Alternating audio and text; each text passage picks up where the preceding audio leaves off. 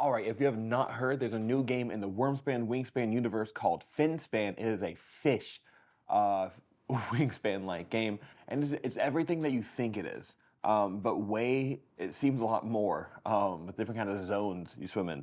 And apparently a vertical board. I'm looking at the video right now. Let's go into it.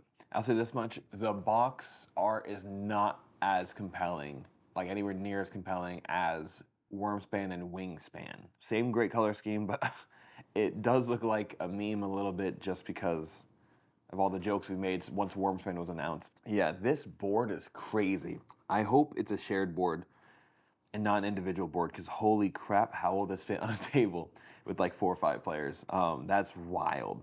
But I think it's beautiful. I think this board's actually looking beautiful. I just wish that it wasn't like pitch black at the bottom. I know it's canonical, but I wish that they gave it more. I don't know, they could have done more with it, in my opinion.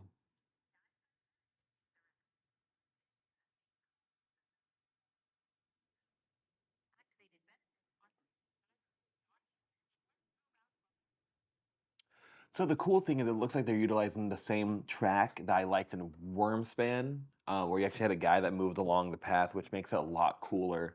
And also just kind of makes it more, it reminds you where you're at, especially if the cards do more than what they did in Wingspan. Wingspan was like, grab a food, do this.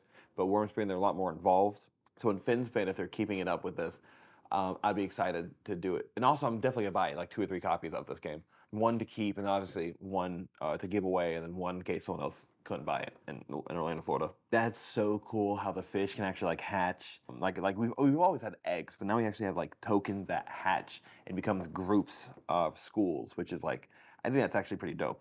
Hatching the eggs is something I was always interested in Wingspan.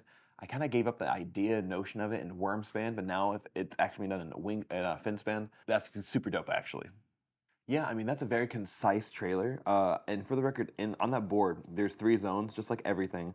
But it looks like the zones are a bit different than the original game. So if you look at the email that we'll go over, you see on the screen, it says the vast world of Wingspan now includes aquatic life. You are a marine researcher seeking to find and observe an array of aquatic life in the colorful sunlight zone, which seems to be the top side of the board, twilight zone, which is like that midsection of the board, and the pitch black midnight zone, which is the bottom black side of the board. And it looks like instead of having one column do one thing, it's each column can then reach different depths, which I think is an interesting decision. They have to build into getting to those secondary and third and tertiary zones. In Finspan, the fish you discover over 4 weeks will generate a series of benefits as you dive deeper into the ocean. I like the time period. I like how it's like each round must be like a week or something like that, because it's 4 weeks, four rounds. I'm assuming. Each dive site specializes in key aspects of spanning research. Okay, so each dive site, which is going to be your engine column, essentially, which instead of row, it's column right now, which I don't know how I feel about that, to be honest. We're going to have different abilities and specializations, where one is grow your collection of fish, one is discover freshly laid eggs, and the other one is hatch eggs into young and consolidate young to form schools. In every game, I try to have like one strat where even if it's not like the best strat, I try to make it work for me, because it's what I like to do in these games. Wingspan was 100% lay eggs. Wormspan is to fill the board with dragons. In this game, it looks like it's going to be to hatch as many eggs as I can and group them into schools. I think that's super cute and thematic. The winner to play with the most points gained from fish, eggs, young, schools, and achievements. And it looks like it will be available to everyone to buy on January 22nd, which is pretty dope. I'm not going to lie. I'm 100% going to buy, and I'm already a champion, so I'm definitely going to. I'm excited for that. January 22nd. Wow, that's crazy. They do stuff really quickly, really nice, which means it'll definitely be here by April 26th, the end of April. If I'm buying it on January 22nd, she will definitely be here by April 26th, which means it's going to be available for Caravan Convoy happening on April 26th, 2025, which is just in a couple months now. If you are in the Orlando, Florida area and you want to be involved and you want to be part of it, whether it's volunteering, participating, getting any of our play to win games, which there are plenty of play to win games, doing the achievements we have while you're at the site, playing with like 10 new people, teaching a game, playing in 5 games. We have a bunch of stuff that lets you get more entries to the giveaways. So definitely make sure to go to the description of this video and buy a ticket for $19 for a 12-hour play day and support a local board game business that gives you 8 free board game days a year. And they mentioned is a sneak peek of a few things that are different in Finspan. So apparently I'm a World of Wingspan subscriber, so we get sneak peeks of what's different between the other Span games and Finspan. When playing a card, you're not limited to the first open slot of a dive site, though most fish have specific depths where they live or specific dive sites. The cost of most fish is to spend other cards from your hand. These cards go into your personal discard pile, and there are ways to reclaim some of those cards. I heard about that in the announcement video. There are specific discard piles for each person that you can rummage through, which I think is unique.